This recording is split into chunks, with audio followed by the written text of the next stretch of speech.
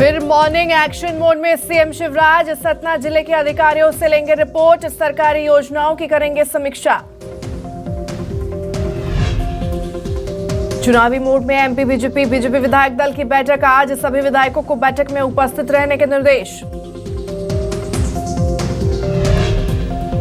भानु प्रतापपुर उपचुनाव में मतदान से पहले बड़ा उलटफेर, स्क्रूटनी में 18 प्रत्याशियों का नामांकन निरस्त, 21 नवंबर से नाम वापसी की प्रक्रिया। छत्तीसगढ़ में बड़ी प्रशासनिक सर्जरी, कई आईपीएस अधिकारियों का तबादला, डीएम अवस्थी को ईओडब्ल्यू एसीबी की जिम्मेदारी, आईपीएस अजय कुमार यादव की राजधानी की वापसी। जम्मू कश्मीर के माचिल में हिमस्खलन से दर्दनाक हादसा, बर्फ के पहाड़ की चपेट में आने से 3 जवान शहीद, कुपवाड़ा के पास एलओसी पर गश्त कर रहे थे जवान। Headlines presented by Devi Ahilya cancer hospital Indore, cancer का इलाज बिना कीमो बिना रेडिएशन के।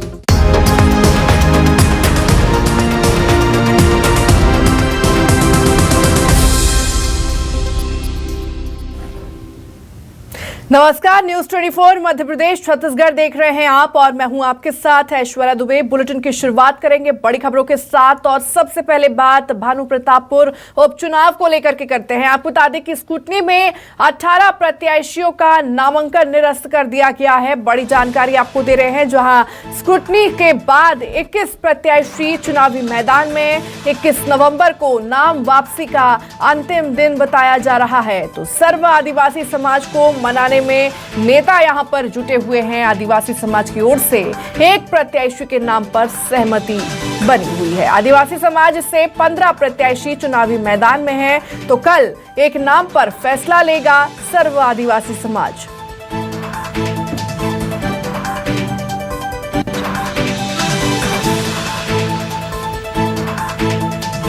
तो बड़ी जानकारी सामने आ रही है। आपको बता दें भानु प्रतापपुर उपचुनाव को लेकर के ये बड़ी अपडेट इस वक्त की। आपको बता दें कि स्क्रूटनी में 18 उम्मीदवारों के नाम जो है वो निरस्त कर दिए गए हैं।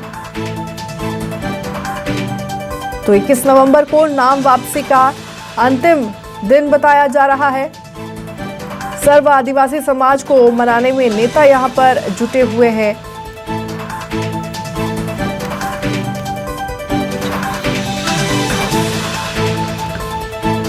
नवंबर को नाम वापसी का अंतिम दिन बताया जा रहा है। आपको बता दें कि सर्व आदिवासी समाज को मनाने के लिए सभी नेता यहां पर जुटे हुए हैं। सर्व आदिवासी समाज की तरफ से उनकी ओर से एक प्रत्याशी के नाम पर सहमति जताई जा रही है। बड़ी अपडेट इस वक्त की आपको दे रहे हैं। तो भानु प्रतापपुर से बड़ी खबर, स्क्रूटनी में 18 उम्मीदवारों के सर्वे किए गए हैं। स्क्रूटनी के बाद 21 प्रत्याशी चुनावी मैदान में हैं, जिसके बाद से बताया जा रहा है कि 21 नवंबर को नाम वापसी का अंतिम दिन सामने निकल कर आ रहा है। सर्व आदिवासी समाज को मनाने के लिए सभी नेता यहां पर जुटे हुए हैं और सर्व आदिवासी समाज की ओर से एक प्रत्याशी के नाम पर सहमति बनी हुई है।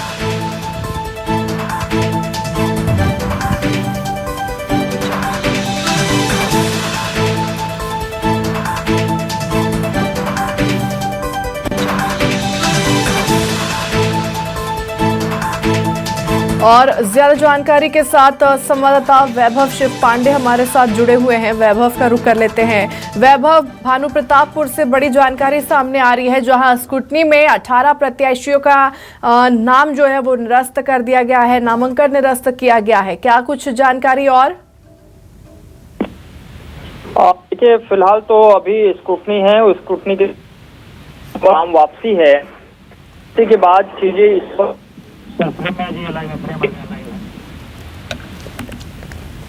37 प्रत्याशियों को मैदान में उतारा गया था। उनमें से 18 प्रत्याशियों के नामांकन जो है निरस्त कर दिए गए हैं, अवैध पाए गए थे।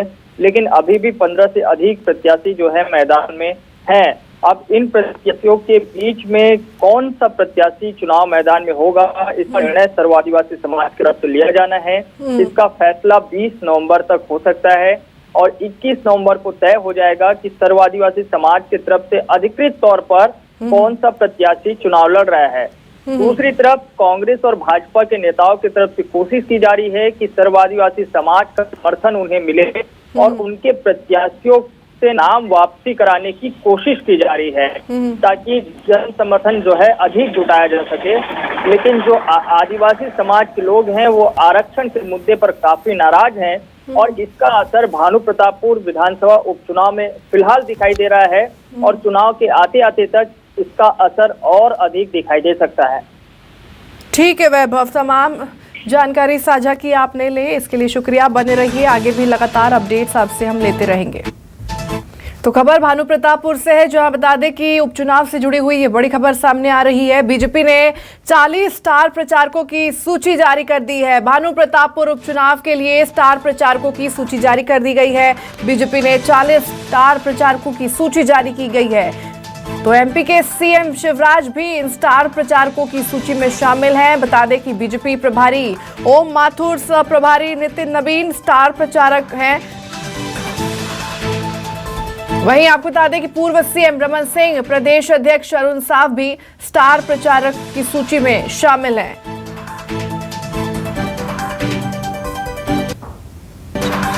तो बड़ी जानकारी सामने निकल कर आ रही है भानु प्रतापपुर उपचुनाव को लेकर के इस वक्त की बड़ी खबर, जहां बीजेपी ने अपने 40 स्टार प्रचारकों की लिस्ट जारी कर दी है। भानु प्रतापपुर उपचुनाव के लिए स्टार प्रचारकों की सूची जारी कर दी गई है।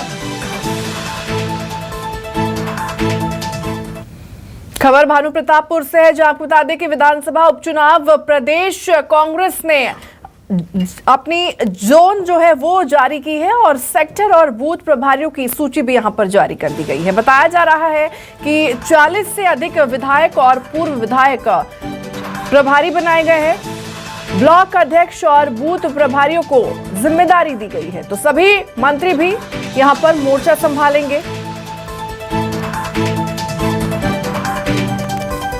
तो रायपुर से बड़ी जानकारी, बड़ी अपडेट इस वक्त सामने आ रही है, जहां बताया जा रहा है भानु प्रतापपुर विधानसभा उपचुनाव को लेकर के ये बड़ी अपडेट सामने आ रही है, जहां प्रदेश कांग्रेस ने जारी की जोन, सेक्टर और बूथ प्रभारियों की सूची जारी की गई है। 40 से अधिक विधायक और पूर्व विधायक प्रभारी बनाए गए हैं।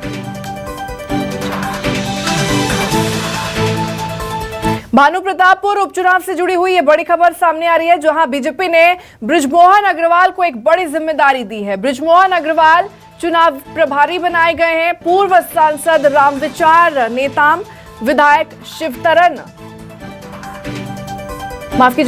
शिवरतन शर्मा और सह प्रभारी मोतीलाल साहू भी सह प्रभारी बनाए गए हैं। तो भानु प्रतापपुर उपचुनाव से जुड़ी हुई ये बड़ी खबर, बड़ी अपडेट सामने आ रही है, जहां आपको बता दें कि बीजेपी ने बृजमोहन अग्रवाल को एक बड़ी जिम्मेदारी दी है। तो रायपुर से इस वक्त की बड़ी खबर सामने आ रही है, जो आपको बता दें कि छत्तीसगढ़ में कई आईपीएस अधिकारियों का तबादला कर दिया गया है। डीएम अवस्थी होंगे ईओडब्ल्यू और एसीबी के महानिदेशक, तो वहीं आईजी रतन लाल डांगी संचालक होंगे। पुलिस अकादमी चंदखुरी के संचालक होंगे। तो राम गोपाल गर्ग पुलिस प्रभारी बनाए गए हैं, महानिरीक्षण। तो वहीं सरगुजा रायपुर पुलिस महानिरीक्षण का अतिरिक्त प्रभार भी मिला है। बड़ी अपडेट इस वक्त की आपको दे रहे हैं। बता दें कि आनंद छाबड़ा को दुर्ग आईजी की जिम्मेदारी दी गई है।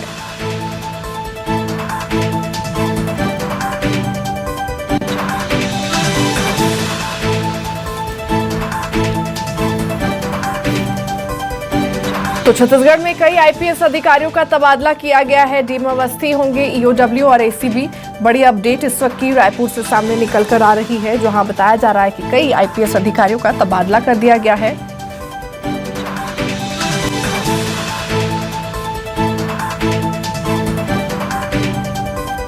तो खबर रायपुर से है, जहां बता दें कि आदिवासी आरक्षण पर सुप्रीम कोर्ट में सुनवाई हुई है, जहां राज्य सरकार की तरफ से मांगी गई अंतरिम राहत। आपको बता दें सुप्रीम कोर्ट से सरकार को फिलहाल कोई राहत नहीं मिली है। सुप्रीम कोर्ट ने राज्य सरकार को नोटिस भेजा है और जवाब मांगा है।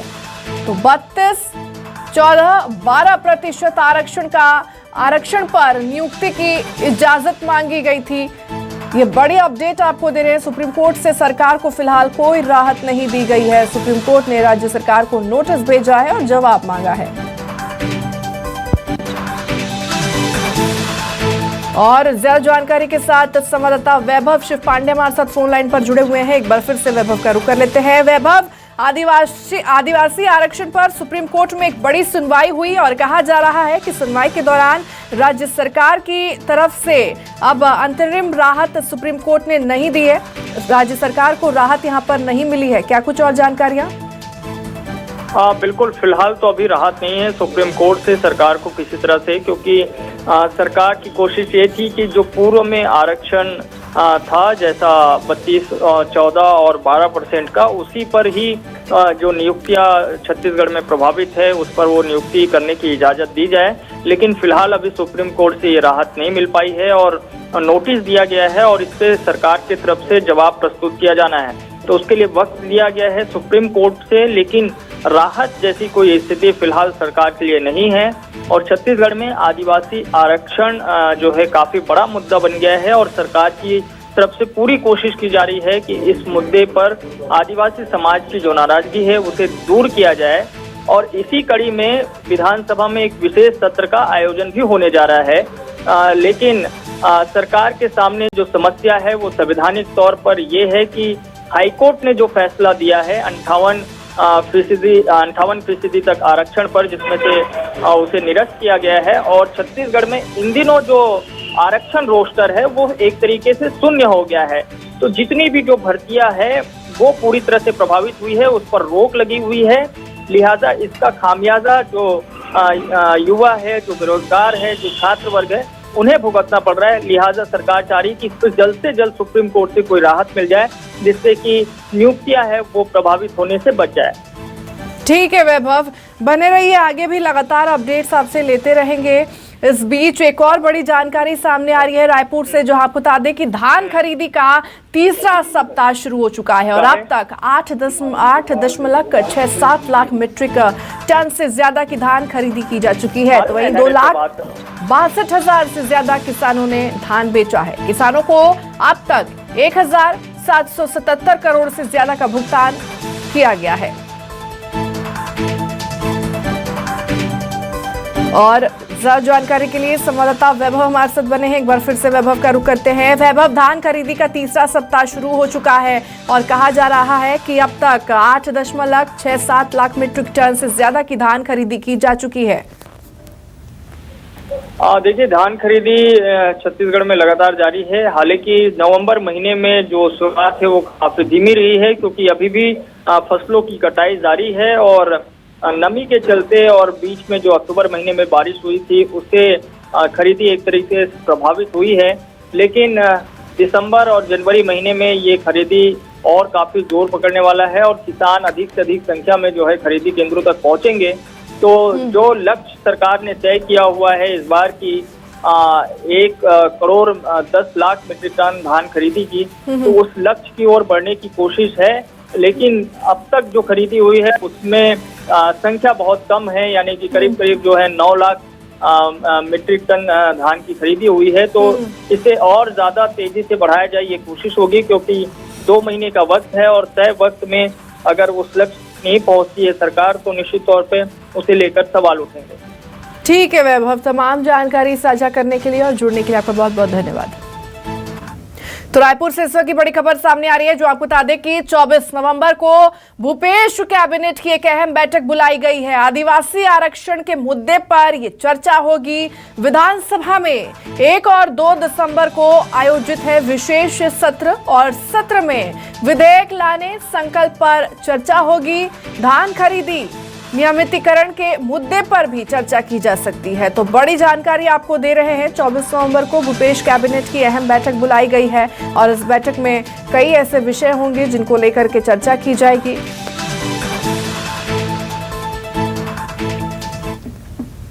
तो वहीं बीजेपी प्रभारी ओम माथुर का छत्तीसगढ़ दौरा रहने वाला है। बता दें कि 21 नवंबर को छत्तीसगढ़ दौरे पर रहेंगे ओम माथुर। तो वहीं 22 नवंबर को बीजेपी लेंगे मैराथन बैठक और आपको ये भी बता दें कि कोर कमेटी, मोर्चा अध्यक्ष और प्रभारियों के बैठक लेंगे। सांसद, विधायक की अलग से बैठक लेंगे और फिर 24 नवंबर को कार्यकर्ताओं और पदाधिकारियों से भी मुलाकात करेंगे ओम माथुर।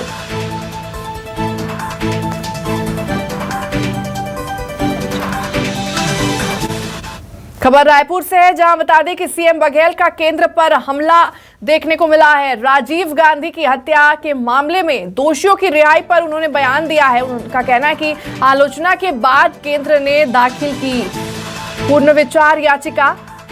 रमन सिंह सामंती प्रवृत्ति के व्यक्ति हैं। आदिवासी आरक्षण मामले का निराकरण जल्द किया जाए। भानु प्रतापपुर उपचुनाव में कांग्रेस की जीत होगी।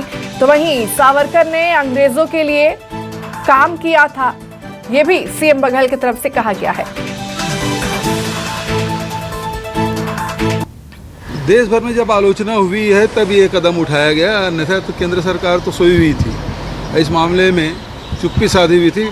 बचत मामलों में बहुत ही प्रोएक्टिव होकर काम करती है और इस मामले में उसके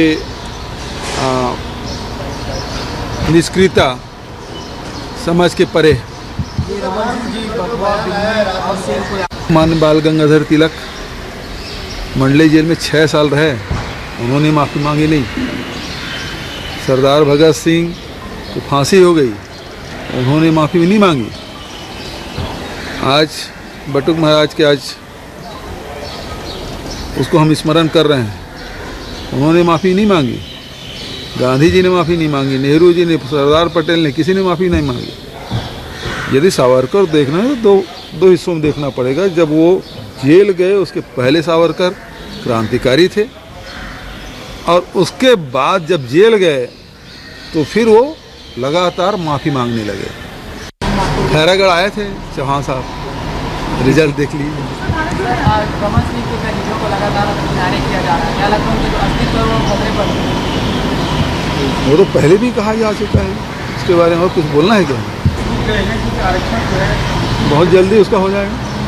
अभी 1 दिसंबर को हो जो आरक्षण के लिए विशेष सत्र आयोजित की गई है और उसके बाद ये शुरू हो जाएगा। देखिए रमन सिंह, मैं छत्तीसगढ़िया किसान हूँ, मुझे कभी वो चूहा, कभी बिल्ली, कभी कुत्ता, इन विशेषणों से विभूषित कर रहे हैं, तो ये उनको बर्दाश्त नहीं हो रहा है। छत्तीसगढ़िया किसान उसको बर्दाश्त नहीं हो रहा है और उसकी प्रवृत्ति जो सामंती प्रवृत्ति, इस प्रकार से जब चूहा, बिल्ली, कुत्ता से विशेषण से विभूषित कर रहे हैं, ये उनके सामंती प्रवृत्ति को दर्शाता है।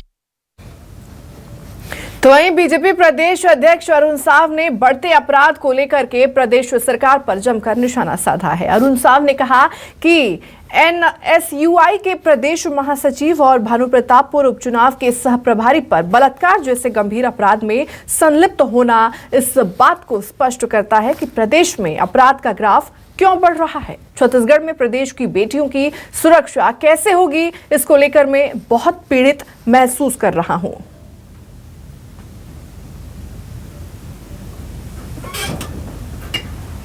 तो आपको बता दें कि अरुण साव ने प्रदेश में बढ़ते अपराध को लेकर के तमाम ऐसी बातें कही और साथ ही उन्होंने ये भी सरकार पर, राज्य सरकार पर, छत्तीसगढ़ सरकार पर जमकर निशाना भी साधा। उन्होंने कहा कि छत्तीसगढ़ सरकार जो है वो बेटियों की सुरक्षा नहीं कर पा रही है। प्रदेश में लगातार अपराध के जो ग्राफ है वो बढ़ते ही जा रहे हैं। पुलिस मुकदर्शक बने यहाँ पर बैठी हुई है। चलिए अगली खबर की ओर अब आगे बढ़ते हैं। रायपुर से बड़ी जानकारी सामने आ रही है, जहां आपको बता दें कि गृह मंत्री के बंगले का घेराव किया गया है। जेसीजी के कार्यकर्ताओं ने यहां पर घेराव किया है। घेराव के दौरान पुलिस के साथ झूमाझपटी भी यहां पर देखी गई। पुलिस ने कबीर चौक के पास प्रदर्शनकारियों को रोका है। जवान खड़े हैं, ये हमारे भाई है, ये हमारी सुरक्षा के लिए खड़े हैं, लेकिन इनकी सुरक्षा आप करिए भैया, हम लोग की सुरक्षा की जरूरत नहीं है। और जब तक हमारी मांग पूरी नहीं होगी तो हम लोग यहीं बैठे रहेंगे। और साथ ही साथ हम लोग गृह मंत्री के बंगले का घेराव किया गया। आपको बता दें कि जेसीसीजे के कार्यकर्ताओं ने ये घेराव किया है और घेराव के दौरान पुलिस के साथ यहां पर झूमाझपटी भी देखी गई। पुलिस ने कबीर चौक के पास इन प्रदर्शनकारियों को रोका है। बढ़ते अपराध को लेकर गृह मंत्री के इस्तीफे की यहां पर मांग की गई। ऋचा जोगी पर जाति को लेकर के एफआईआर का विरोध किया गया। चुनाव से अलग रखने के लिए सरकार की साजिश है। प्रदर्शनकारियों ने जमकर यहां पर प्रदर्शन किया और उनका ये कहना है कि सरकार की एक तरीके से ये साजिश है। वहीं मुंगेली नगर पालिका अध्यक्ष की मुश्किलें जो है वो बढ़ती ही जा रही हैं। नगर पालिका अध्यक्ष हेमेंद्र गोस्वामी की जाति पर उठे सवाल।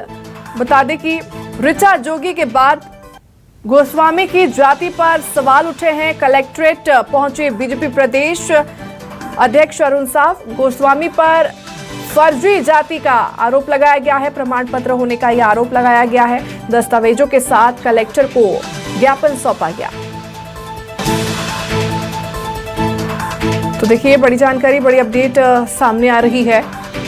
मुंगेली नगर पालिका अध्यक्ष की मुश्किलें जो हैं अब बढ़ती ही जा रही हैं। नगर पालिका अध्यक्ष हेमेंद्र गोस्वामी की जाति पर अब सवाल उठने लगे हैं।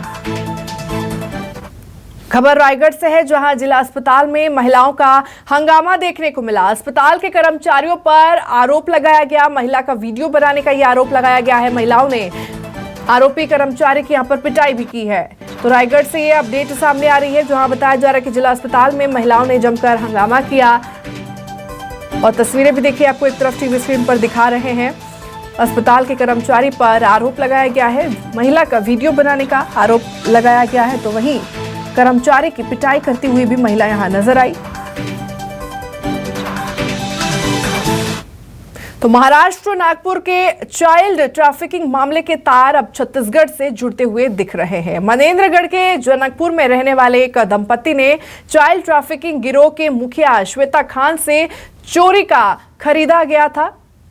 बता दें कि पूरे मामले को लेकर जनकपुर निवासी विक्की जगवानी, उसकी पत्नी पिंकी जगवानी और उसकी बहन पिंकी समेत सभी अपराधी पर मामला दर्ज किया गया है।